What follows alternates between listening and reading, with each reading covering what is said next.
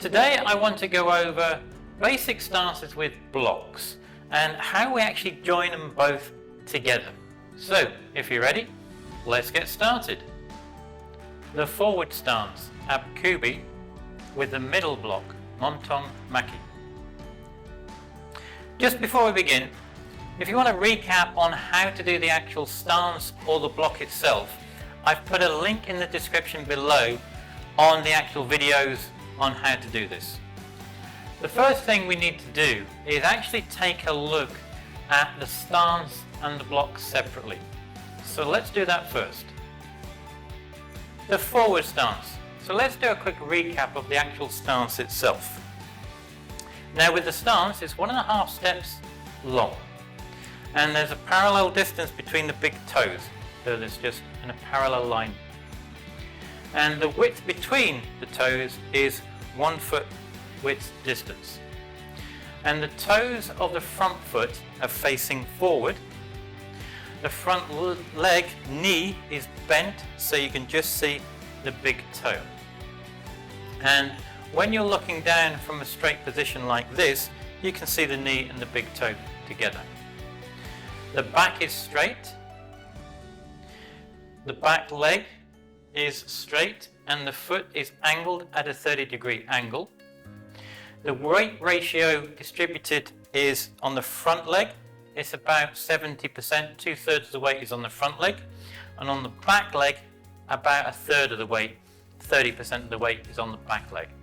The body is upright, my chest is facing out at a 30-degree angle and I'm facing forward. The middle block. Now, with the middle block, when we're blocking at a 90 to 120 degree angle. We are blocking where the top of our knuckles is at the same height as our shoulder height. Now this is our center line. We're blocking on the center line. We don't go past it, we're blocking on the center line. And we're blocking from our wrist 2 inches down, and our opposite hand is back on the hip, and that is the middle block. We now have the stance, and we also now know the actual block itself. So what we now need to do, we actually now need to join them together. The best way to do this is when we're first learning to join the moves together in a continuous movement. It's always best to learn it to start with as a one-step move first. And then once you've learned it as a one-step move, you can then progress and go on to the continuous movement after that. So what is a one-step move? Well, to begin with, you start in the actual chumbi position. And you always start with the left leg first. And you then step with the left leg into that stance and block that you're actually doing. So if we're doing the forward stance, I step into the forward stance, and if I was doing a middle block, I'd do the middle block. And then from there, then you come back into the chumbi position. Then you would then step with the right leg. So if I'm doing, as I said, the forward stance, I would step out into the forward stance. I would then do the middle block. And then from there, then I would step back to the chumbi position. And then I would go to the left side again. And back. And then the right side again and back. And all you're doing is continually doing the left side, right side, right side with whatever the stance and block that you're practicing at that time. And then once you're comfortable with that actual technique, then you would then progress to the actual continuous movement of the technique. And all you're doing then is, again, you're starting in the chumbi position, and you're just then walking up the actual room itself. So we're blocking, and in the stance, and this time maybe it's a low block. But then you're coming forwards, and you're just continually moving forwards with the actual block itself. And all you then do is you walk up and down the room to get used to the actual technique itself. So let's start by learning the stance and the block together. The one step with the forward stance and the middle block. To start with, we start the stance in the actual chumbi position. And we're going to step with the actual left leg first, and we step out with the actual stance and the block at the same time. Now, from there then, you then check and pause for a moment, check the stance, check the block that you're doing it correctly, and then we step back into the chumbi position. Now this time we're going to step out with the actual right leg with the stance and the block at the same time. And again, you pause for a moment, check the stance, check the block that you're doing it correctly, and then you step back to the chumbi position. And then we do the left side again.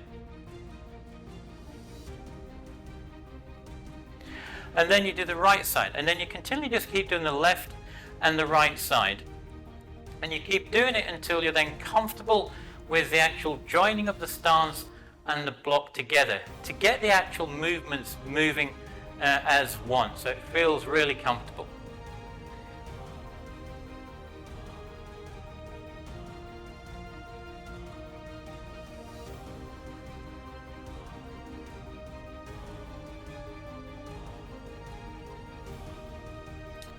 Now, with the next part, we must always remember to add in the Ki Hap, because it's the Ki Hap that brings in the power, where everything is strong and tense.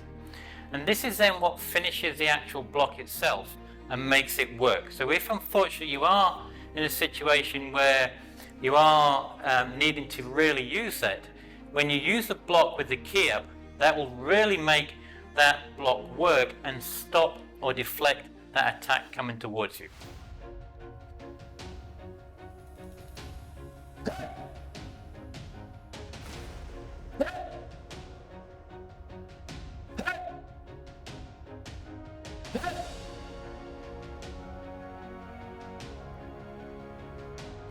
Now we need to go into and do the continuous technique, and as before we start in the chumbi position, and we're going to start by stepping with the left leg with the stance and the actual block itself. Now from there then you pause for a second, check the stance, check the block that you're doing it correctly, and then you move forward again. And again, pause for that second, check the stance, check the block, it's being done correctly, then you move forward again.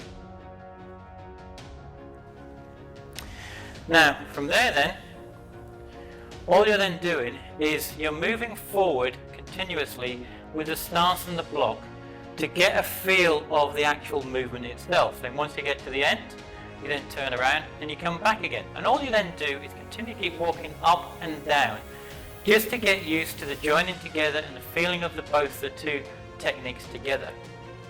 Now the other thing to remember when you're doing this, you need to make sure you always add in the Ki Hap.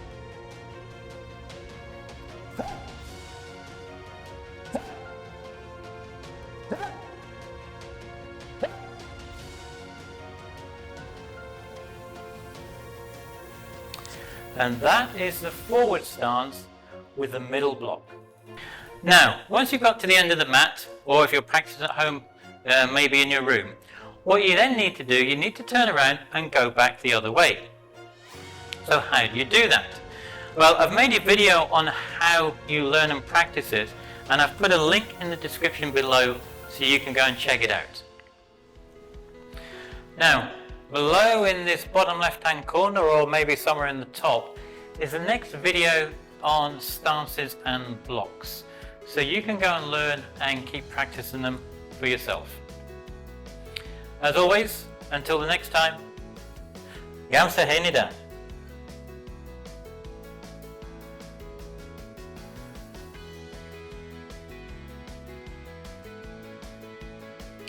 What are the stances and blocks used for?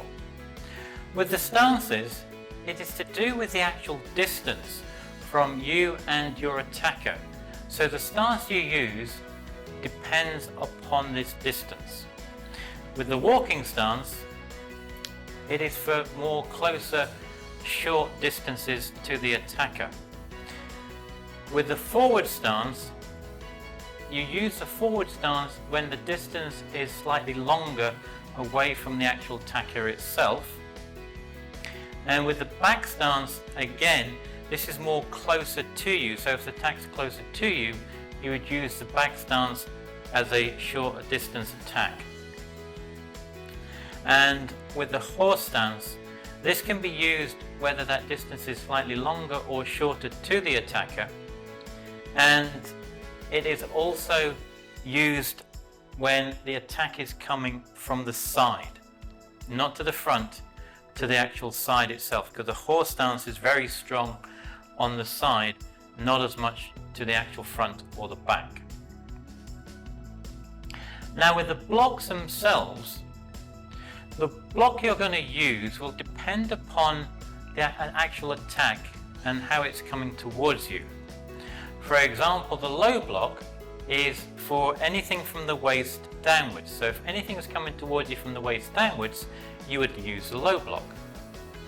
With the middle block is used from the waist up to the shoulder. So if there's an attack coming within this area here, you would then utilize the actual middle block.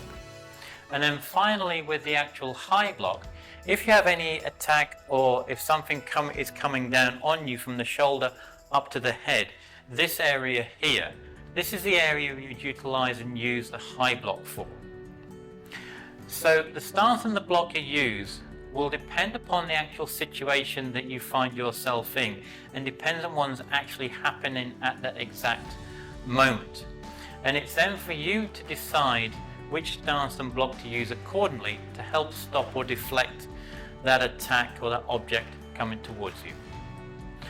Now the other thing I must add in at this point is when you're actually doing the movement, is you must always remember to add in that Ki Hap, because it's a Ki Hap that will give you that extra strength and power when you're doing the stance and the block to help really stop or deflect that attack coming towards you.